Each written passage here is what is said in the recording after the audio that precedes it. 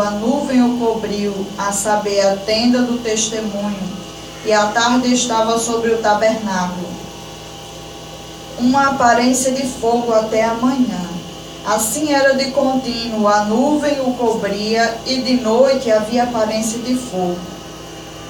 Quando a nuvem se erguia de sobre a tenda, os filhos de Israel se punham em marcha, e no seu lugar, onde a nuvem parava, aí os filhos de Israel se acampavam. Segundo o mandado do Senhor, os filhos de Israel partiam, e segundo o mandado do Senhor, se acampavam por todo o tempo em que a nuvem pairava sobre o tabernáculo. Permaneciam acampados. Quando a nuvem se detinha muitos dias sobre o tabernáculo, então os filhos de Israel cumpriam a ordem do Senhor e não partiam. Às vezes a nuvem ficava poucos dias sobre o tabernáculo. Então, segundo o mandado do Senhor, permaneciam e, segundo a ordem do Senhor, partiam. Às vezes a nuvem ficava desde a tarde até a manhã. Quando pela manhã a nuvem se erguia, punham-se em marcha, quer de dia, quer de noite. Erguendo-se a nuvem, partiam. Se a nuvem se detinha sobre o tabernáculo por 2 dias ou 1 mês, ou por mais tempo, enquanto pairava sobre ele, os filhos de Israel permaneciam acampados e não se punham em marcha, mas erguendo-se ela, partiam. Segundo o mandado do Senhor se acampavam, e segundo o mandado do Senhor se punham em marcha. Cumpriam o seu dever para com o Senhor, segundo a ordem do Senhor, por intermédio de Moisés. Esta é a palavra do Senhor, a qual nós vamos meditar. Nós estamos fazendo algumas reflexões na palavra do Senhor, agora no livro de Números, onde nós estamos aqui dando continuidade às reflexões sobre Moisés e a saída do povo de Israel da terra do Egito até a terra prometida, né? A terra que emana leite e mel, onde o Senhor estava ali usando a vida de Moisés para conduzir o povo de Israel a esta promessa, essa terra prometida que o Senhor havia falado para o seu povo, né? E nós vemos neste livro de Números essa continuação, né? E a palavra do Senhor, ela vem trazendo aos nossos corações essa mensagem vinda dos céus, né? Sobre a fidelidade do nosso Deus. Nós vemos nesse livro de Números que nós podemos ver a fidelidade de Deus sobre a vida do ser humano, mesmo o ser humano sendo falho, mesmo muitas vezes o ser humano fracassando, mas nós vemos a fidelidade de Deus. Nós podemos ver aqui a direção de Deus, né? O Senhor direcionando o seu povo, o Senhor guiando o seu povo. Mas nós também podemos ver nesse livro a obstinação humana, né? Muitas vezes o povo sendo obstinado, o povo recusando a ordem do Senhor, a direção de Deus. Nós vemos também o propósito de Deus, né? Que o Senhor tinha o propósito de que o povo fosse obediente, de que o povo seguisse, de que o povo obedecesse a Ele.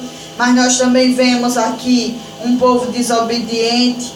E isso tudo nós podemos ver a provisão de Deus, um Deus que é fiel, um Deus que ama. E nós vemos as falhas do ser humano, visto que tudo isso nós vemos que acontece por causa de quê? Por causa do pecado. O pecado que muitas vezes causa no coração do ser humano essa incredulidade, essa dureza, esse desejo de desobedecer ao Senhor, de se afastar dos propósitos de Deus, mas que esse nunca foi o propósito do Senhor para a vida do ser humano. Deus, Ele nunca quis estar distante da vida do ser humano. O propósito do Senhor sempre foi de conduzir o seu povo, de estar com o seu povo, de ter comunhão com o seu povo. Nós vemos a santidade de Deus nesse livro de Números, um Deus que é santo, um Deus que é soberano, um Deus que providencia tudo aquilo que o seu povo necessita, o cuidado, a proteção de Deus sobre a vida do seu povo, o Deus que não desampara. E este, a qual nós vemos aqui nesse livro de Números, ele é o mesmo. Ele permanece o mesmo. O mesmo Deus que cuidou da vida de cada um dos israelitas, do seu povo, conduzindo, guardando, protegendo, ele é o mesmo. Ele continua sendo fiel, ele continua cuidando da vida do ser humano, ele continua sendo esse Deus fiel que cuida do seu povo. Agora, o que nós vemos nos nossos dias é que o ser humano é quem se distancia desse Deus Todo-Poderoso. E nós vemos na palavra a qual foi lida nesta manhã, aqui em Números capítulo 9, versículo 15 ao versículo 23, que a nuvem sobre o tabernáculo, que significava ali a presença do Senhor. Nós vemos nesses versículos aos quais foram lidos, a Bíblia vai dizendo que o povo foi convocado para que fossem a caminhada, para que fossem marchar. E a Bíblia vai dizendo que assim era de contínuo. A nuvem, ela cobria o tabernáculo. De noite havia uma aparência de fogo. Quando a nuvem se erguia de sobre a tenda, os filhos de Israel se punham em marcha e começavam a marchar. No lugar onde a nuvem parava, ali eles paravam, eles se acampavam. E ali podia ser por um dia, 2 dias, 3 dias. Quando a nuvem levantava novamente, eles já sabiam que era hora de marchar, que era hora de partir. E nós vemos aqui, tudo isso significava o quê? O cuidado de Deus, a direção de Deus. O Senhor estava ali guiando os filhos de Israel por aquele deserto. E a Bíblia diz que aquela nuvem significava justamente isso, né? Esse cuidado do Senhor sobre o seu povo, a presença do Senhor, e que eles só poderiam sair, só poderiam marchar quando a nuvem saísse de sobre a tenda.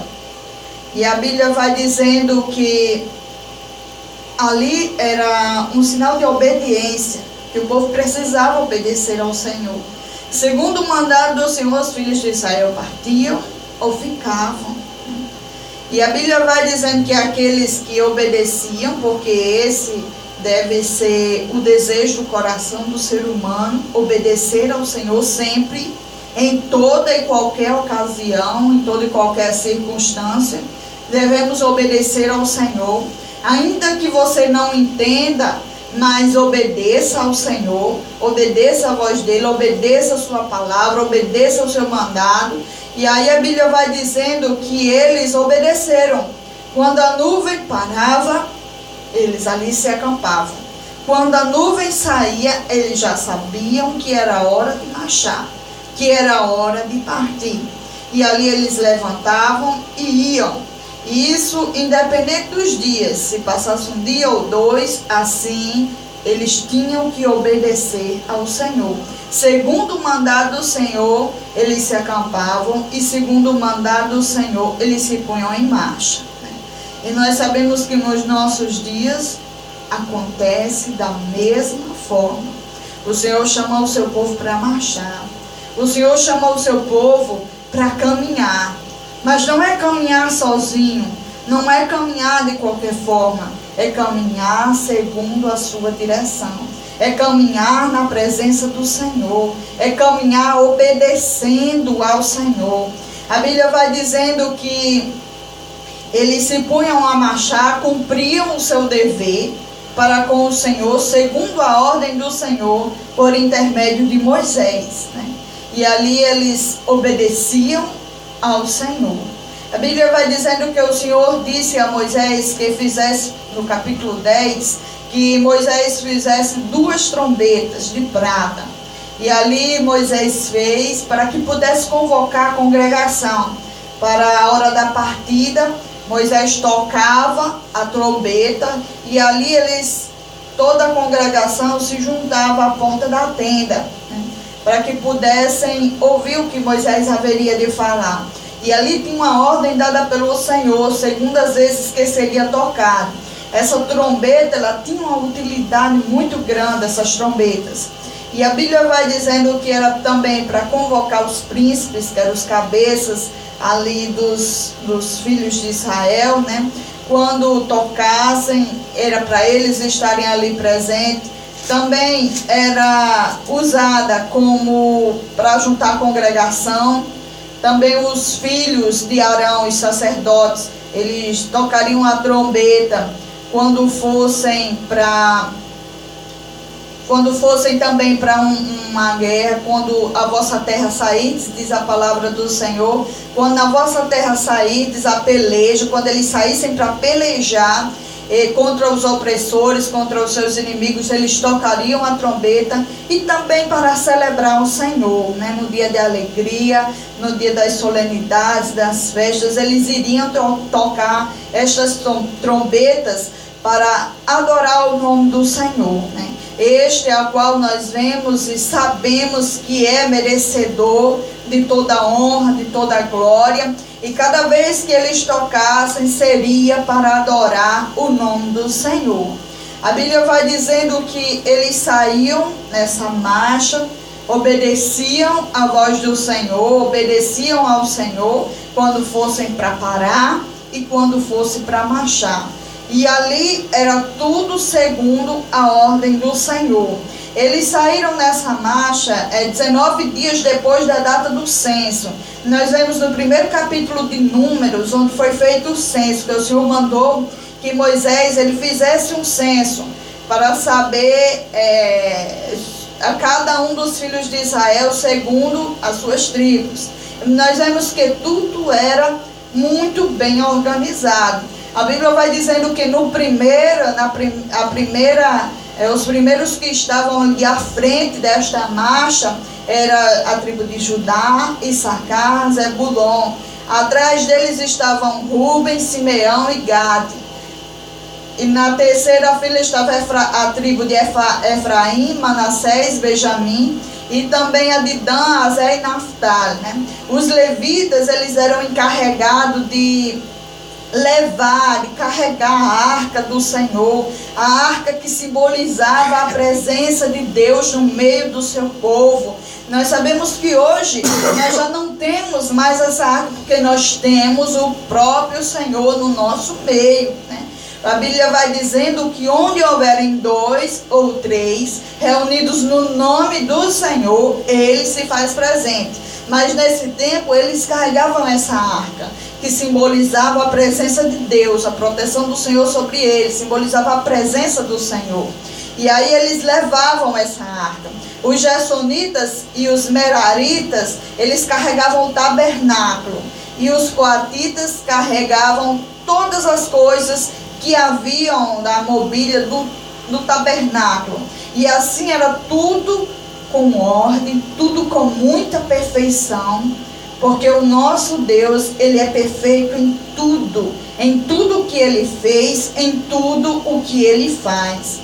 E Ele chama o seu povo a ser perfeito, Ele chama o seu povo a ser santo, Ele chama o seu povo a servir a Ele, a servir com alegria, a servir em santidade, porque a Bíblia diz que sem santidade ninguém verá a Deus.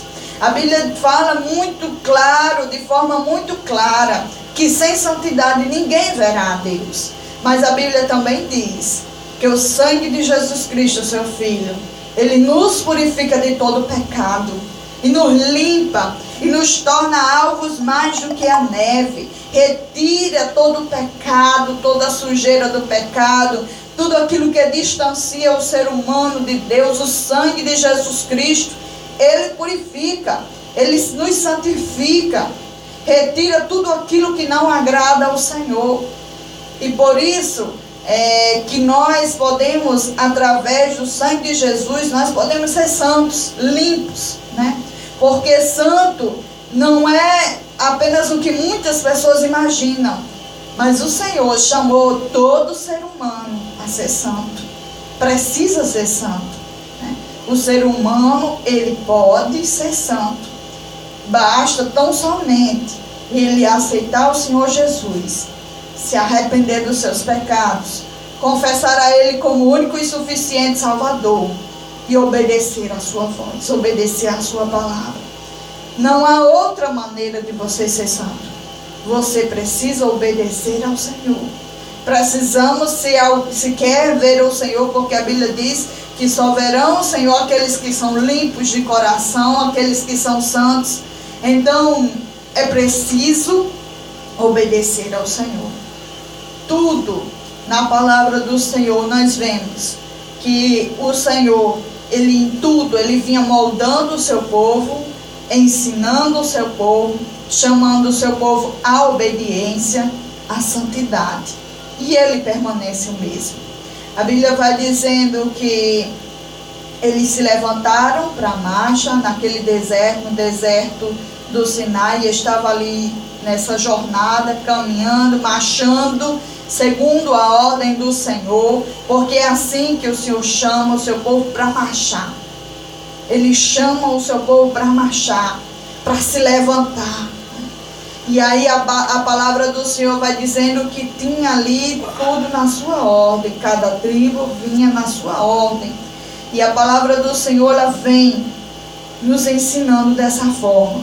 Moisés, ele chamou ali, diz a palavra do Senhor, que havia entre eles a família de Moisés, e estava ali no capítulo 20, versículo 29, nós vemos que Moisés, ele rogava para o seu cunhado Obabe permanecer com eles, continuar na caminhada.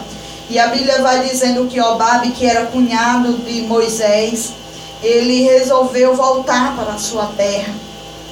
E a Bíblia vai dizendo que Moisés disse para ele, rogou para ele: não, continue conosco nessa caminhada, porque o que o Senhor nos prometeu são coisas boas, boas coisas a Israel. Porque Moisés, ele tinha essa certeza no seu coração, de que Deus, ele é fiel. O que Deus reservou para o seu povo vai além daquilo que nós podemos imaginar. Aqui, para o povo de Israel, o Senhor havia prometido para eles uma terra que emana leite e mel. Uma terra boa, uma terra para o seu povo. E nós sabemos que agora o Senhor prometeu para nós o céu de glória.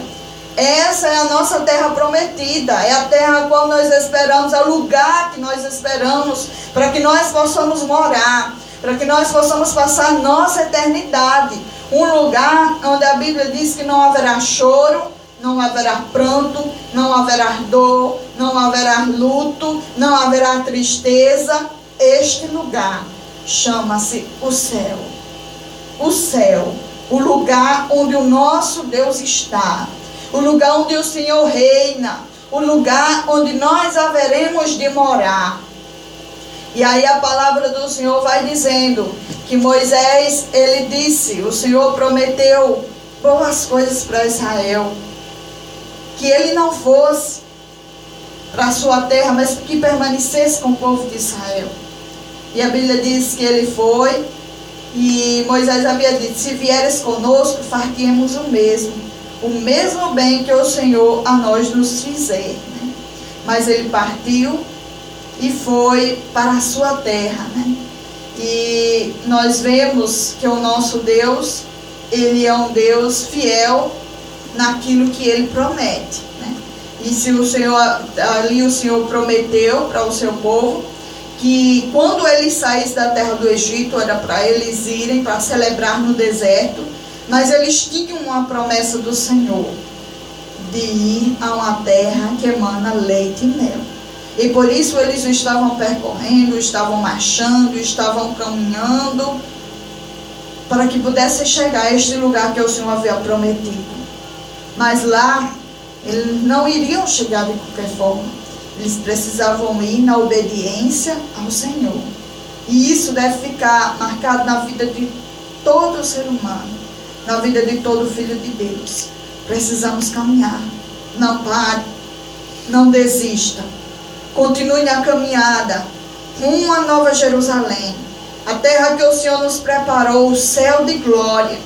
Se você se encontra nesta manhã fraco, se você se encontra desanimado, se você se encontra decepcionado com alguma coisa nessa vida que tem acontecido, alguma tribulação, mas que você possa colocar a tua confiança no Senhor, porque Deus é fiel.